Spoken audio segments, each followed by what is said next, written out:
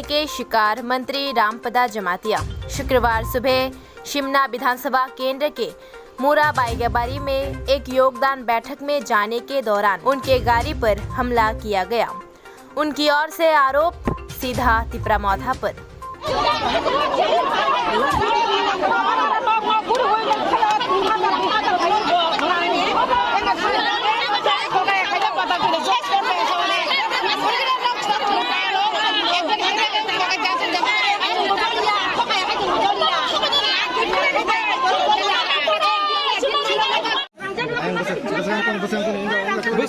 Bus kangkong deh, yang kisah tuh. Buri pulis. Ya kok tolong thằng đó. Ya kan bukti di mana? Buri kia kok. Yang tak hebat yang tumde, tak hebat. Oh, coba aja.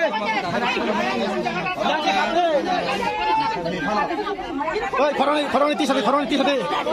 Korang ni romi tisade. Kalau kau yang punya pun korang deh yang tekan. Ase. Ayo ada di sana. Bagaimana itu?